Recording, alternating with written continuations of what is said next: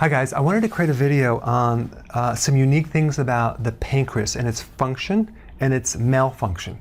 Okay, the pancreas is located underneath the left rib cage. It can also extend over to the right a little bit, but it has the interesting dual function of being an endocrine gland and an exocrine gland. Okay, so it makes hormones and it can make and secrete enzymes. Okay. So insulin, you pretty much know what that is. It regulates the blood sugars, right? It lowers the blood sugar. Glucagon is a hormone that opposes insulin. So what happens, this is triggered when you're not eating, so it does the opposite of insulin. So it raises blood sugar by mobilizing fat to keep your blood sugars level between meals. Okay, so, and it's also triggered by exercise and consuming a moderate amount of protein. And it also, it's one of the fat-burning hormones, glucagon.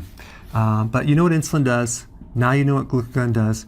Enzymes. Every time you eat, the pancreas is a workhorse to produce enzymes to help you digest food, especially if you're consuming more cooked foods or pasteurized foods, things like that, because your body has to break it down. The enzyme lipase, for example, works with bile to help break down fats to the smallest particle. So there's a lot of enzymes that your body makes. One is it's called elastase, which basically is a protein enzyme that helps specifically break down elastic fibers like collagen, fascia, cartilage, that type of thing. And then you have bicarbonates. So bicarbonates are there to help neutralize the acid coming down from the stomach.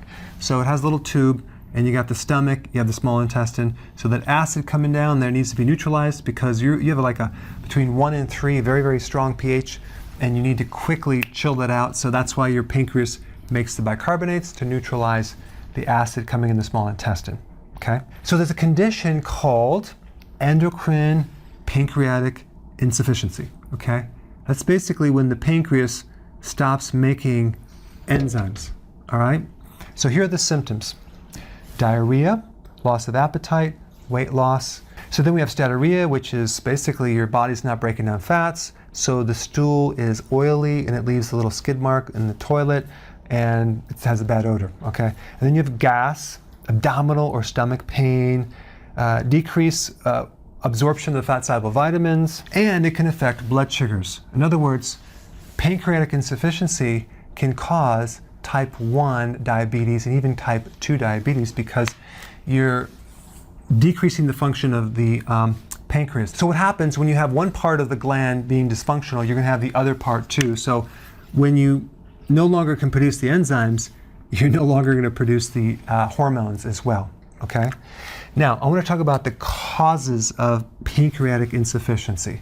So you have cystic fibrosis, which is an inherited condition, which basically starts really blocking the function of different organs: sinus, lung, liver, and pancreas. So that would be one cause. The next cause would be something called chronic pancreatitis. So there's this chronic inflammatory condition of the pancreas, which could be caused from gallstones, because if you block that duct with the gallstone and it backs up, these enzymes back up, those enzymes are so powerful, especially the proteases, they can start dissolving and creating inflammation in its own gland. Okay, so that would be one cause. Or there could be a virus or an autoimmune condition of the pancreas, or the person drinks a lot of alcohol, really destroys the pancreas, or high fructose corn syrup. The liver doesn't differentiate between the effects of high fructose corn syrup and alcohol. They're both very, very similar. So consuming high fructose corn syrup is like drinking alcohol as far as the liver is concerned. It creates a lot of liver damage, but it also has something called a cytotoxic effect on the cells of the pancreas that make insulin. Okay? In other words, they kill the beta cell. They have the capacity to actually kill the cells that make insulin. And that is a link between high fructose corn syrup and not just pancreatic insufficiency, but diabetes directly. So there's two additional things that go even beyond regular sugar: high fructose corn syrup, which is a type of sugar, or you can have pancreatic insufficiency, which is another cause of diabetes. So there is a huge link between high fructose corn syrup and diabetes. I put an interesting link down below. Check it out. Okay guys, I'll see you in the next video.